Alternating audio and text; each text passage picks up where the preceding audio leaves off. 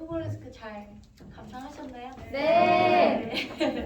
이번에 이제 두 번째 곡으로 넘어갈 텐데요. 두 번째 곡의 이름은 크라이슬레리아나입니다. 이 곡도 첫 번째 곡이랑 거의 같은 시기에 쓰여졌습니다. 오늘 제가 치는 모든 곡들은 거의 같은 시기에서 내려져 갔는데요. 이 곡이야말로 앞서 제가 설명드렸듯이 문학 작품의 영향을 굉장히 크게 받았습니다. 그래서 제가 아까 설명 잠깐 언급드렸던 에티아 호프만이라는 사람의 작품인데요. 그 수고양이 모어의 인생관이라는 책이 있습니다. 그 책에 보면은 그 주인공이 요하네스 크라이슬러라는 사람입니다. 이 사람은 그러니까 오케스트라의 바이올린 악장입니다. 근데 좀 괴짜스러운 성격을 가지고 있어요. 근데 책 내용이 굉장히 지루하게 시작이 됩니다. 그러니까 이 크라이슬러에 대한 전기가 쫙 나와요. 지루하게. 근데 갑자기 그 읽는 사람한테 어떤 예고도 없이 고양이가 막 타이핑을 하기 시작을 합니다. 그러니까 고양이가 인간의 지능을 갖고 막 고양이들은 세계에 대해서 타이핑을 하는 말도 안 되는 판타지인데 이런 얘기가 있어요. 슈만이 이 곡에서 이 작품에서 크라이슬러의 인물에 너무 크게 영향을 받아서 이 크라이슬레리아나라는 곡을 만들었다라는 설이 있는데 저는 그렇게 생각을 안 하고요. 그것보다는 슈만이 대단하게 영향을 받은 거는 이 에테아 호프만의 쓰는 방법이었습니다. 그러니까 그 전까지는 굉장히 차례대로 곡을 자꾸 곡이라고 하는데 책을 써내려갔다면 이 낭만 시대의 대표하는 이 에테아 호프만부터 이 기법을 완전히 형식을 파괴해버립니다. 그러니까 순서가 없어요. 뒤죽박죽이에요. 그러니까 이 책도 재밌는 이유가 뭐 요하네스 크라이슬러 얘기도 아니고 고양이 얘기도 아니고 그 크라이슬러와 고양이 얘기가 막 뒤죽박죽 나오는 그게 재밌습니다. 근데 그거를 슈만이 굉장히 매료돼가지고 쓴 곡이 이 크라이슬레리아나라고 생각을 하고요. 이유는 슈만도 표제 음악을 많이 썼는데 그러니까 예를 들면 뭐 아까 얘기했던 뭐 달밤의 제목을 붙이면 곡 내용이 누구나 들어도 달의 밤 같아야 합니다. 근데 슈만은 그런 규칙을 굉장히 싫어했어요. 그래서 쓰기는 썼으나 쓰는 방법이 다른 작곡가들과는 전혀 달라서 작곡하는 방식이 어땠냐면 일단은 너무 천재였기 때문에 머릿속에 음악이 가득 차 있었습니다. 그거를 쏟아내기 바빴어요. 그래서 소나타나 이런 형식이 있는 것도 쓰긴 썼지만 별로 안 좋아했고 오늘 제가 연주드린 후모레스크나 크라이슬레나 전부 순환 곡입니다. 그러니까 1, 2, 3, 4, 5, 6, 7, 8 거의 8곡이 있는데 그냥 쓴 겁니다. 1번 그러니까 짧은 소품의 곡들을 2, 3분짜리를 한 10몇 개를 작곡한 다음에 짜집기를 해요. 슈만이 곡을 만들어야 되니까 1번은 요거 하고 요거 다음에 요거 하고 이렇게 8번까지 붙인 다음에 제목은 어떤 의미가 있냐면 슈만한테 나는 이렇게 내 마음에 들게 했는데 듣는 사람이 내 감성을 어떻게 해야 이해할 수 있을까? 그래서 그런 힌트로 밖에 작용을 안 했다고 합니다. 슈만한테는. 그래서 크라이슬레리아나는 그 기법을 상당히 신경 써서 들으시면 굉장히 좋을 것 같아요. 아까 제가 앞서 설명을 했지만 그 내향적인 슈만, 그 어이제비우스가 곡에 굉장히 많이 나옵니다. 그리고 그거보다 더 많이 나오는 게 플로레스탄이에요. 이게 외향적인 슈만. 이 곡에서는 어쩌면 굉장히 공격적으로 나온다고 생각하실 수도 있는데 이거를 제가 하나하나 보여드릴 거예요. 아까처럼 설명 쫙 하고 치는 게 아니라 근데 1번부터 보시면 당황스러워요. 왜냐면 시작하자마자 막 성질 내는 것 같아요.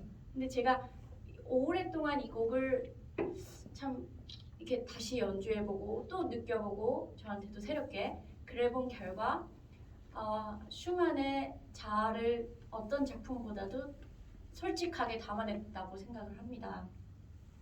어떻게 보면은 참 누구한테 얘기하기 창피하고 나의 바다 끝까지의 그런 불안감의 폭발 아니면은 제일 뭔가 아까 얘기했듯이 누구한테 얘기하기 창피한 이런 것까지 곡에 보면은 다 드러나요. 그래서 첫 번째 부분도 제가 생각하기에는 약간 너무 불안함이 심각한 인간이, 그러니까 슈만이 그 불안감이 폭발하는 것처럼 보입니다. 근데 이 1번의 재밌는 거는 그 폭발함이 시작부터 시작이 돼요. 막 폭발합니다. 그러다가 갑자기 어이즈에비우스가 언제 그랬냐는 듯이 굉장히 평안하게 이렇게 쓰다듬어주고 있어요. 그래서 요거를 두 개를 비교해보는 의미가 있겠고, 요것이 바로 아까 설명드렸던 에티아 호프만에서 가장 잘 볼 수 있는 기법입니다.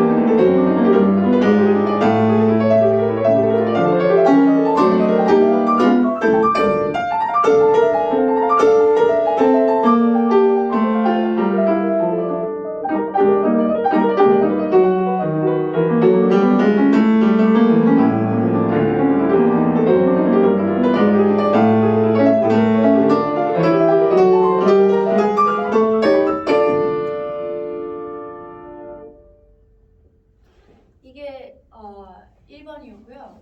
그 다음에 2번을 보면은 이 곡 앞에 지시어들이 있습니다. 1, 2, 3, 4, 5, 6, 7, 8 전부요. 근데 보면은 지시어에 sehr innig라고 되어 있습니다. 이게 2번, 3번, 4번, 5번, 6번, 7번 전부 sehr 어쩌고가 있습니다. 근데 이게 이 seer가 매우라는 뜻인데요. 이 지시어들만 봐도 슈만이 얼마나 완벽주의가 심했고 좀 집요한 사람인지를 느낄 수 있으실 것 같습니다. 이 2번은 앞에 1번과 달리 굉장히 어이즈비우스로 시작하는데요. 굉장히 부드럽게 시작을 합니다. 근데 저는 이 감정이 뭔가 또 열심히 생각을 해봤는데 호흡하는 것 같아요. 이게 그 숲이 굉장히 우거진 나무가 빼곡빼곡한 그 숲 안에서 이게 사람이 굉장히 불안감에 떨다가 잠깐 이 진정이 찾아와서 이렇게 호흡하는 그런 장면인 것 같습니다.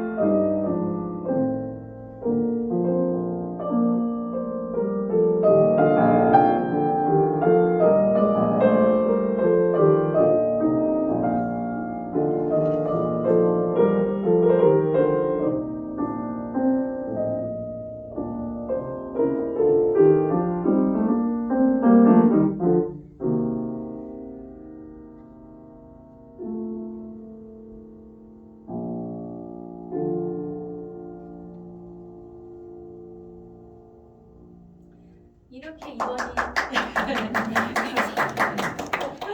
2번이 이렇게 2번이 끝이 나고요. 다시 슈만이 불안해졌어요. 또 그래가지고 3번에 보면은 sehr aufgeregt이라고 되어 있습니다. 매우 흥분해서.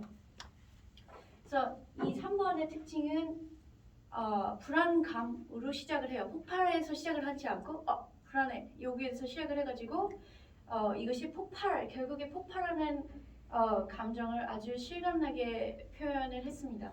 그래서 이 곡을 보시면 폭발을 해서 이 폭발감이 슈만의 마음을 지배해버리는 것을 보실 수 있습니다.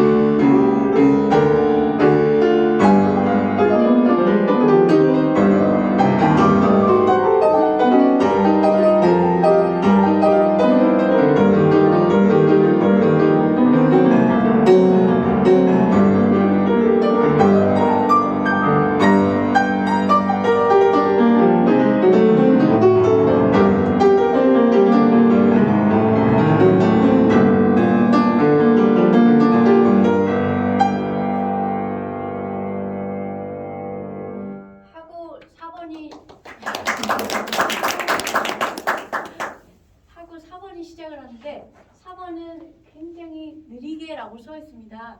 근데 3번 방금 막 이 불안감과 달리 굉장히 어떻게 보면 경건해 보이기까지 합니다. 차분하고. 근데 이 감정은 제가 생각했을 때 뭔가 슈만이 자기의 삶을 돌아보는 것 같아요. 그러면서 돌아보면서 자기 삶에 대해서 뭔가 질문을 해보는 모습까지 연상이 됩니다.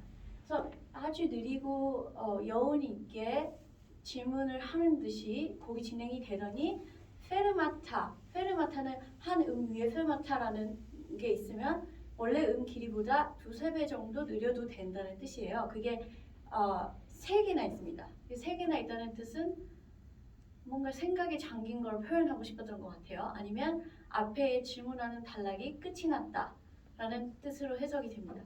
그리고서는 조금 더 움직임이 있게 멜로디가 나오는데 앞선 질문에 스스로 뭔가 대답을 주면서 참 그래도 내 삶이 괜찮아 이렇게 약간 토닥이는 것 같기도 하는데 이 대답하는 장면도 전혀 평화롭지는 않아요. 이 약간의 긴장감, 고뇌하는 모습에 그 긴장감은 계속 가지고 있는 것 같습니다.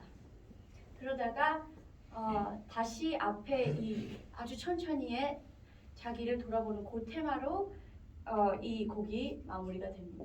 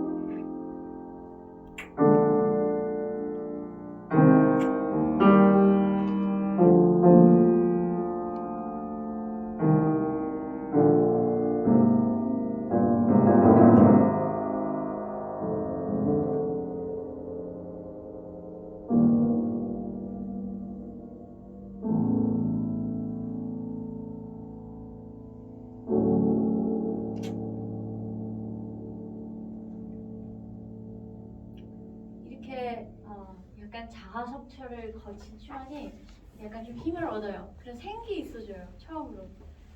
그래서 생기 발랄한 모습을 5번에서는 감상하실 수가 있고요.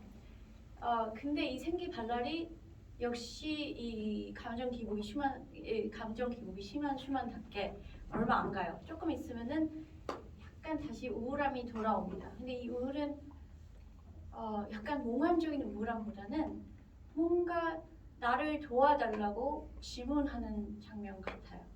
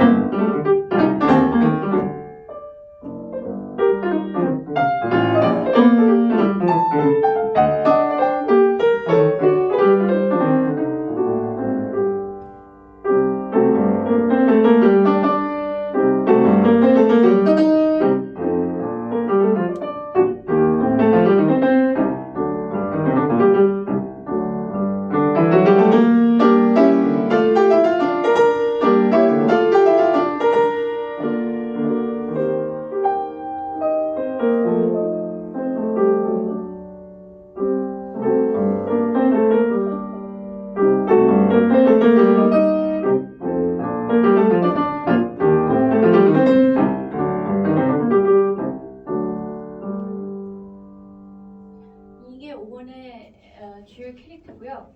그 다음에 6번으로 넘어갑니다. 이 곡에서는 사실 6번은 별로 캐릭터가 없어 보일 수도 있어요. 그냥 들으실 때는.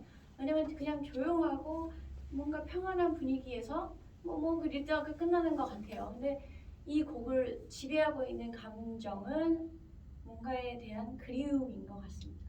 근데 슈만이 뭘 그렇게 그리워했을까라고 질문을 해보니까 슈만 인생에 대단한 트라우마가 있었는데요. 바로 슈만이 15살 때 하나 있던 누나가 죽게 됩니다. 자살을 했는데 슈만이 그거를 대단히 영향을 받았다는 거를 그의 삶을 보면 알 수가 있어요. 슈만도 나중에 그 디셀도르프의 라인강에 몸을 던지게 됩니다. 당연히 그 옆에 있던 어부가 건져줘가지고 죽지는 않았지만 누나도 거기서 그랬거든요. 그거를 보면은 얼마나 이 슈만이 누나를 잃어서 힘들어 했었는지를 알 수가 있고, 또 그런 정신계 의사 분들의 분석을 보면은 나중에 슈만이 진짜로 정신병이 왔잖아요. 거기에 무의식적으로 누나의 죽음이 대단한 영향을 끼쳤다라고 분석을 하기도 합니다. 그래서 이 곡을 보면은 아주 누나에 대한 회상이 진하고, 그리고 또 때로는 내가 이러면 안 되지, 현실을 직시하는 듯한 그런 모습도 나오다가 막 싸울 의지도 보이다가, 또 누나가 자기를 뭔가 토닥여주는 누나와 놀던 장면이 회상이 되는 그런 아주 저는 의미 있는 부분인 것 같습니다. 그리고 곡의 가장 마지막 코드를 보시면 그 찬송가에 보면 맨 마지막에 아멘 코드가 있지 않습니까? 그거랑 똑같이 마무리가 돼요. 그래서 슈만이 얼마나 이 부분 6번을 쓰는데 공을 들였나, 저는 그렇게 생각이 됩니다.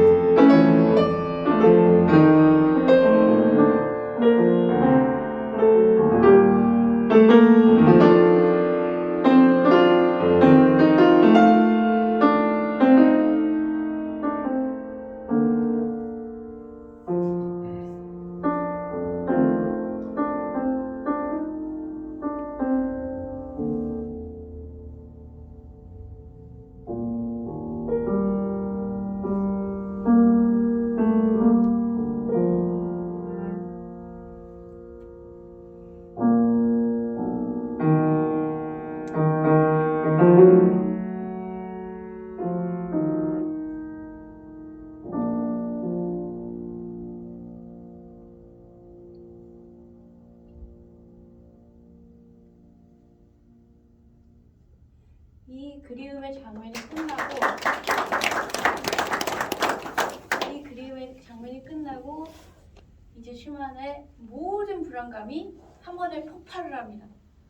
이제까지 뭐 짧게 약간 불안감이 왔다가 약간 진정되다가 또 불안감이 왔다가 이게 반복이 되다가 이제 완전 하이라이트예요.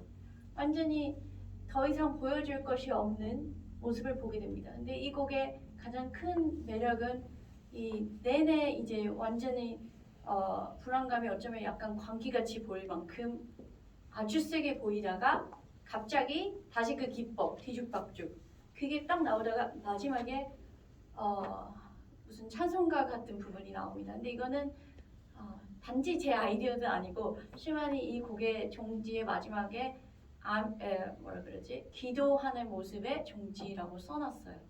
그래서 이거를 보면은 슈만이 얼마나 참 힘들었고 근데 그 자기의 그런 보이기 싫은 모습을 얼마나 가감없이 보여줬고 사람이 힘들어서 무너졌을 때 다시 뭔가 기대고 싶은 그런 의지까지 보이게 되는 곡인 것 같습니다.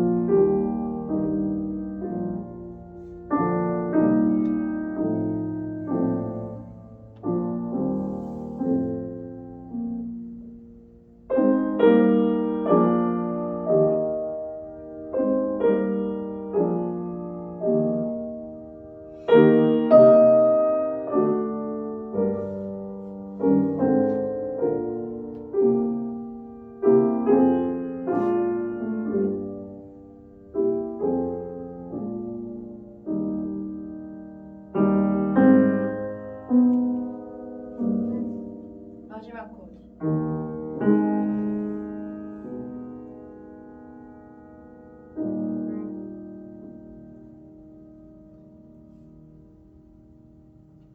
이렇게 이 부분이 끝났는데요.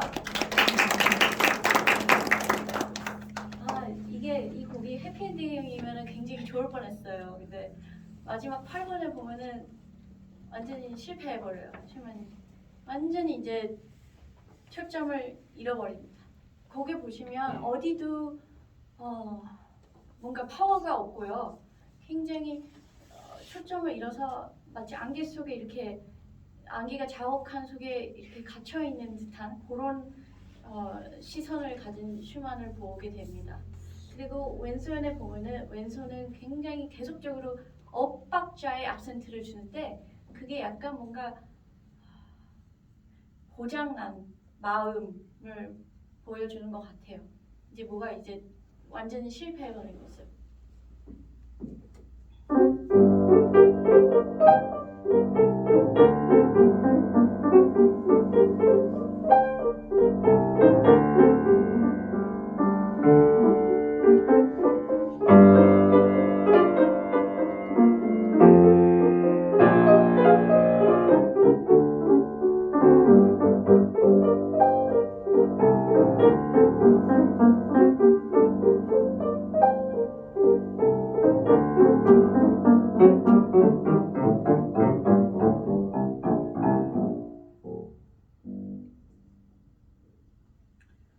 이렇게 아주 이렇게 이 대곡의 크라이슬레리아나는 끝이 마치게 됩니다. 그래서 오늘 제가 아주 큰 테마로 잡은 후모레스크는 제가 앞서 말씀드렸지만 그 판타지와 두 가지 자아 중에서 그 판타지, 그 몽환적인 느낌을 아주 잘 보여준 작품이라서 제가 선정을 했고요. 두 번째 이 크라이슬레리아나는 판타지도 판타지지만 이 슈만의 그 깊은 자아가 얼마나 솔직하게 드러났는지 가장 잘 보여준 작품입니다. 그래서 이 두 곡은 마치 제가 비유를 해봤을 때 후모레스크는 약간 뭔가 모네의 미술 작품을 보는 듯이 그런 어떻게 멀리서 봤을 때는 그런 아름다움이 느껴졌고요. 이 크라이슬레리아나는 약간 좀 충격적이기는 하나 너무나 천재적이고 아름다운 피카소의 작품을 보는 듯했습니다. 이 두 곡은 이렇게 마무리가 됐고요. 이제 다음 곡으로 넘어가려고 해요. 이 다음 곡 또한 슈만한테서 굉장히 중요한 해에 써졌는데 1840년에 써졌습니다. 이 1840년은 두 가지 이유로 슈만한테 굉장히 중요한 해인데요. 첫 번째는 슈만도 슈베르트만큼은 아니지만 굉장한 가곡의 왕이었습니다. 가곡을 굉장히 잘 썼는데 1840년 이때에 가곡을 굉장히 많이 썼어요. 이게 첫 번째 이유고 두 번째는 그 클라라라는 여성과 드디어 소송 끝에 결혼을 하게 되는 해입니다. 근데 뭐 아시겠지만 클라라와 결혼하기까지 굉장히 힘들었고요.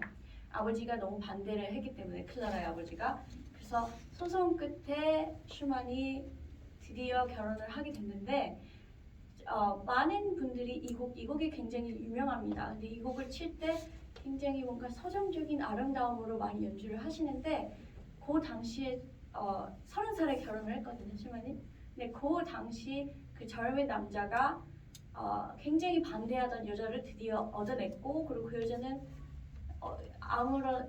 보통 여자가 아니었고 당대에 그 여자들이 그때는 잘 일을 안 했는 시대인데 그 당대에 유럽 전체를 아우르는 굉장한 아이돌이었습니다. 굉장히 스타 피아니스트 그 여자를 얻었을 때 단순히 뭔가 사랑의 세네라데 같지는 않고요. 굉장한 승리감에 도취되어 있을 거라고 저는 생각을 해서 이 곡은 굉장히 열정적인 사랑의 곡이라고 저는 생각을 합니다. 그래서 이 곡의 모음집 중에 사실은 하나인데 이 곡을 슈만이 클라라와 결혼했을 때 결혼 선물로 줍니다. 근데 이 곡이 원래는 슈만이 가곡으로 썼고요. 근데 텍스트는 슈만 것이 아니고 르케아트라는 시인의 시인데요. 보면은 Du meine Seele, du mein Herz, du mein Wohl und du mein Schmerz라고 돼 있는데 넌 내 영혼이고 내 심장, 내 기쁨이자 고통. 그리고 du meine Welt, in der ich lebe, mein Himmel, du darein ich schwebe. 어쩌고 막 돼 있는데 너는 나의 세계, 그 속에서 나는 사네. 너는 내 하늘, 거기로 내가 날아가네. 너는 나의 무덤, 거기 내 근심이 영원히 묻히네. 그리고 나면 이제 분위기가 싹 바뀌어요. 싹 바뀌고 이제 중간 부분이 나오는데 거기 가사는 너는 내 휴식이자 내 마음의 평화. 너는 하늘이 나한테 짝지어준 사람. 너가 나를 사랑한다는 게 나를 가치 있게 만들고 너의 시선이 나를 밝게 비춰준다. 너는 나를 사랑으로 들뜨게 한다. 나의 선한 영혼을 보다 나은 나를 만들어주는 너. 이렇게 가사가 아주 사랑 가득한 가사입니다. 그래서 여러분이 당시에 슈만을 상상하시면서 이 사랑의 곡을 감상하시면 좋겠습니다.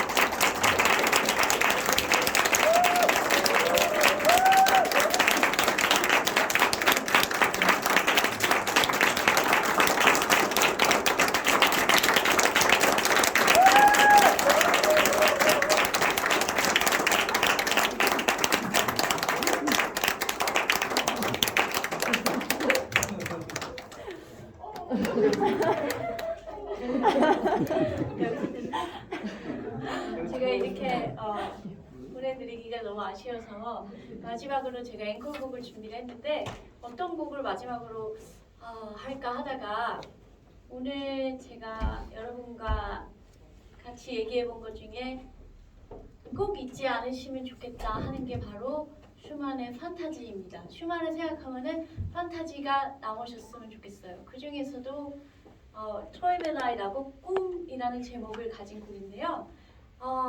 어떤 꿈일까라고 생각을 해봤을 때 한 어린아이가 나 뭔가 돼야지, 나 뭐가 되고 싶어라는 그런 꿈보다는 나이가 굉장히 먹은 한 사람이 젊었을 때 자기가 굉장히 꿈꾸던 그 꿈을 다시 늙어서 한번 생각을 해보는 그런 뭔가 아련함까지 불러일으키는 곡인 것 같습니다. 마지막으로 감상하시고 오늘 좋은 시간 되셨길 바랍니다. 감사합니다.